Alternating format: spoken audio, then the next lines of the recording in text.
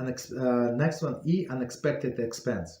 Sometimes one is faced with the unexpected expense. For example, children getting married, medical bills, and the tzedakah he received for living expenses or to earn his livelihood is insufficient to generate the money necessary to cover those expenses. So that's very, very common, right? So these poor people have a cheaper this insurance, right? Medical insurance, and this cheaper insurance, they do not cover many things, right? So and when I like long time ago, I had to go to emergency room, to a hospital, and I had to stay overnight. They did the whole screening and stuff like that. So they sent me a bill. So I did not have insurance with me. So the bill was $15,000 for 1 night.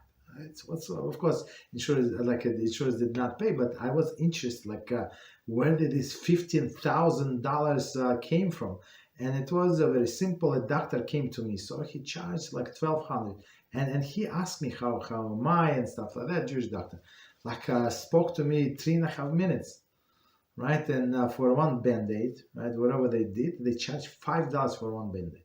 Of course, it's it's not realistic, but if you don't have insurance or insurance not cover all of these things, so they're going to send you a bill, right? So it's very interesting.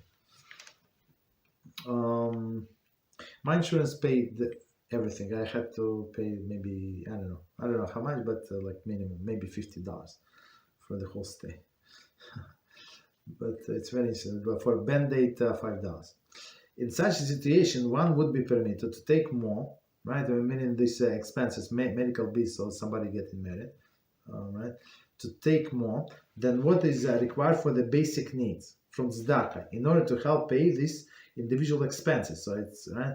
The reason is that but usually we try to separate these expenses. So there is a separate organization, as we said before, but they taking care of this, trying to help these people who are getting married. Right. Okay. The reason is that concerning these expenses, the unexpected expenses, he's considered poor and in need. Right. So basically, even though he has enough for a basic living, but not for this, not for these unexpected expenses. This would even apply to one who has a steady income but cannot meet those costs that with what he earns, right? He has a salary, but to make a wedding today, it's very expensive. For example, one may take money from the tzedakah fund to help defray the cost of the making modest wedding. Okay, so modest again, so it's very, very modest, and we help a few people to make wedding, very, very wedding, other very modest, very cheap. Because we bought many things ourselves. When you were to order, we actually worked as the waiters and stuff like that. Help everybody help, and it was affordable for these people, right? So if somebody that does not want to be a show off, so it's you can get married if you want to.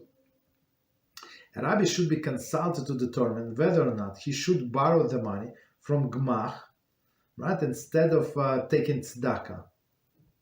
So Gmach, as we said before, this money from the community, right?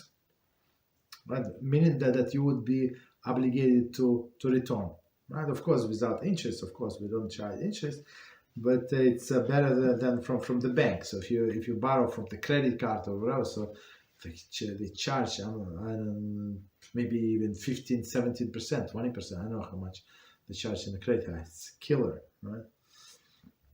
Realistically, the issue whether or not he will be able to repay the loan. So that's what Rabbi has to establish, right? And people say, yeah, I want this wedding. I'm going to pay, but he has no means to pay. So we have to remember, if you borrow the money, you must have a plan how to pay. If you don't have a plan how to pay, say Hashem is going to help you, a thief.